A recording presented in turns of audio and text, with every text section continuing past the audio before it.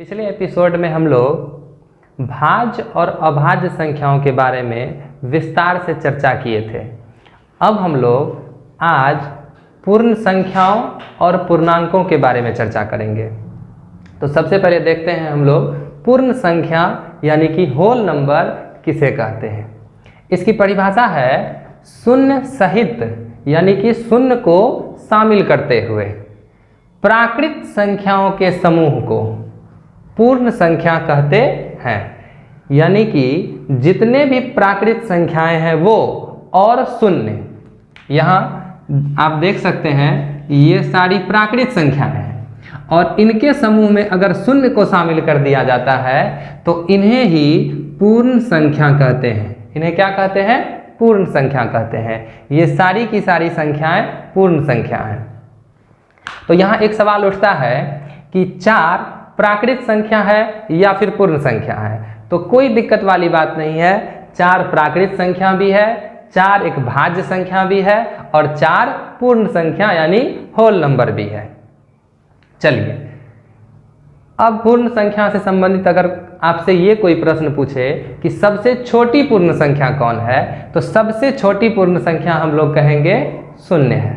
और सबसे बड़ी पूर्ण संख्या कौन है, तो सबसे बड़ी पूर्ण संख्या के बारे में बताना संभव नहीं है, क्योंकि यहाँ हम लोग 5 तक लिखे हैं और उसके बाद डॉट डॉट डॉट यानी कि 3 डॉट्स लगाए हैं। तो इसका मतलब हुआ कि ये 5 के बाद 6, 7, 8, 9, 10 यानी कि अनंत तक आता ही रहेगा, इन्फिनिटी तक आता ही रहेगा।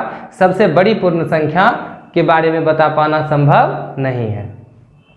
एक चीज़ और हम बताना चाहते हैं यहाँ पर इसके बारे में। बहुत सारे स्टूडेंट्स ऐसा लिखते हैं 1 2 3 डॉट डॉट डॉट डॉट, इस तरह से वो लिखते हैं एंड सो ऑन को, या फिर अनंत को दिखाने के लिए, जैसे कि ये अगर अनंत तक जाएगा तो इसको दिखाने के लिए डॉट डॉट को वो इस तरह से लिख देते हैं।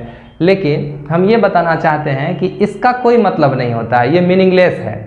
3 डॉट्स ही होते हैं यहाँ पर, इस तरह से नहीं होता। आप देखेंगे किताबों में, जब आप देखेंगे तो कहीं पर भी 3 डॉट्स ही लिखा हुआ रहता है, 3 डॉट्स इसका ही मतलब होता है। और इसको बोलते हैं एलिप्सिस। इसको क्या बोलते हैं? इलिप्सिस।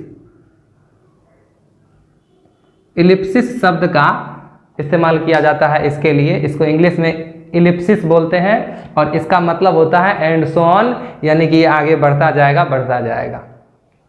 आगे बात समझ में? चलिए अब आगे बढ़ते हैं हम लोग पूर्णांकों की ओर। पूर्णांक जिसको हम लोग इंग्लिश में इंटीजर्स बोलते हैं। पूर्णांक क्या होता है? तो सबसे पहले इसकी परिभाषा को हम लोग देखते हैं। एक बात और बताना चाहेंगे, कुछ विद्यार्थियों को देखते हैं वो पूर्णांक के साथ भी संख्या लगाकर बोलते हैं, जैसे पूर्णांक संख्या, लेकिन किताबों में कहीं पर पूर्णांक संख्या नहीं लिखा हुआ रहता है। जैसे प्राकृत संख्या, भाज्य संख्या, अभाज्य संख्या, सम संख्या, विषम संख्या, इस तरह से संख्याओं को हम लोग देखते हैं। तो पूर्णांक का नाम सिर्फ पूर्णांक है, सिर्फ पूर्णांक, इंग्लिश में इंटीजर, ना कि इंटीजर नंबर, पूर्णांक संख्या, इसे सिर्फ पूर्णांक ही कहते हैं। आ गई बात समझ में? चलिए इसकी परिभाषा को देखते हैं। शून्य सहित यानी कि शून्य को लेते हुए धन तथा ऋण चिन्ह। अब धन और ऋण चिन्ह का क्या मतलब हुआ, इसको जरा सा देखिए।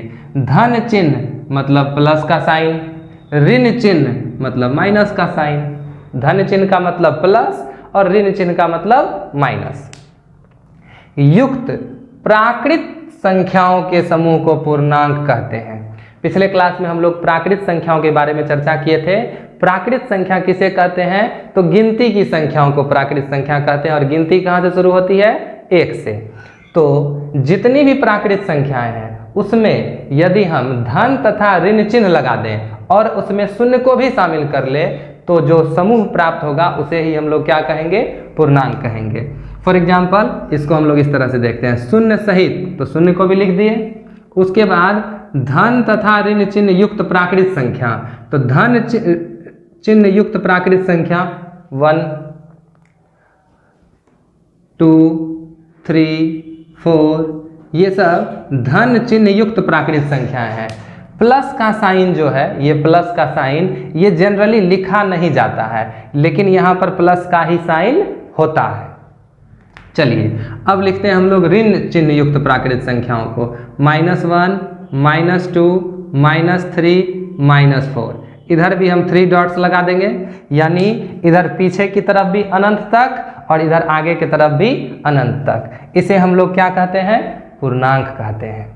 ठीक है, चलिए पूर्णांकों को z से सूचित करते हैं। पूर्णांकों को किससे सूचित करते हैं? z से सूचित करते हैं। अब ये सारे के सारे पूर्णांक हैं। ठीक, चलिए अब हम लोग देखते हैं यहां पर कि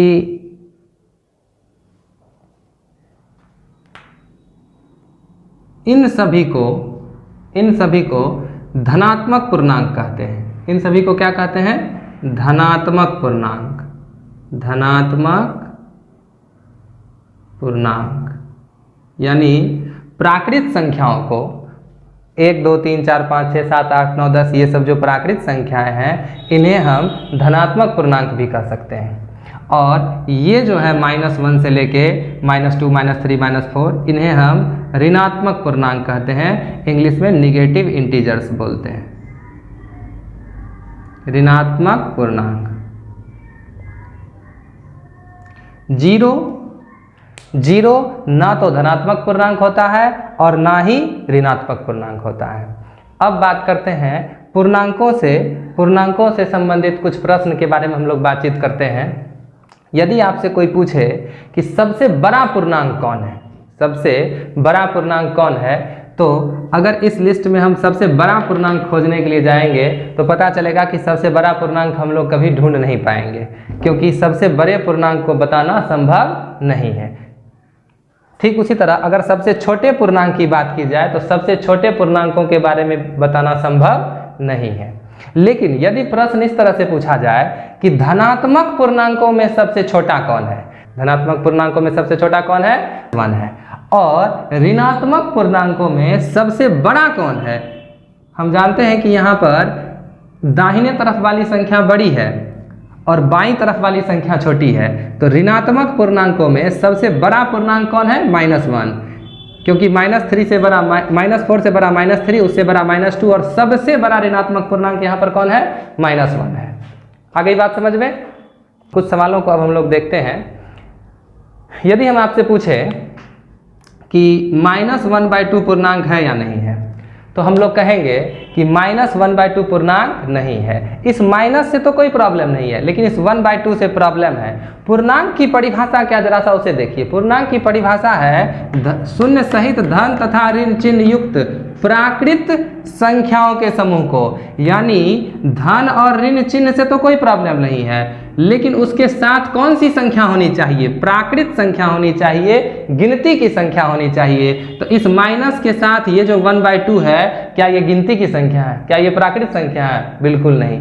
इसलिए हम लोग कहेंगे कि -1/2 पूर्णांक नहीं है। अगर आपसे कोई पूछे कि बताओ 1.2 1.2 क्या ये पूर्णांक है? हम लोग कहेंगे बिल्कुल नहीं है। क्यों? क्योंकि 1.2 गिनती की संख्या नहीं है, प्राकृत संख्या नहीं है। अगर आपसे कोई पूछे कि √2 -√2 क्या ये पूर्णांक है? तो हम लोग कहेंगे बिल्कुल भी नहीं है। क्यों? क्योंकि √2 प्राकृत संख्या बिल्कुल नहीं है। इसी वजह से ये √2 पूर्णांक नहीं है। यहाँ जो हम लोग देख रहे हैं इन्हें ही पूर्णांक कहते हैं। और इन पूर्णांकों को संक्षिप्त तरीके से ऐसे भी लिखा जाता है, इस तरह से भी लिखा जाता है। 0 और ये +1 और इस -1 को एक साथ मिलाकर ऐसे भी लिखते हैं। +-1 +2 और -2 को मिलाकर एक साथ ऐसे भी लिखा जाता है। +-2 +-3 +-4 ... +-4 का मतलब हुआ +4 भी और -4 भी। तो आशा करते हैं आप लोग पूर्ण संख्याओं को और पूर्णांकों को समझ गए होंगे। यदि आपको ये क्लास अच्छा लगा तो इस वीडियो को लाइक कीजिए, चैनल को सब्सक्राइब कीजिए, कमेंट कीजिए और ज़्यादा से ज़्यादा मात्रा में शेयर कीजिए। खास करके उन लोगों तक पहुंचाइए, उन स्टूडेंट तक पहुंचाइए जिनको गणित समझ में नहीं आता है।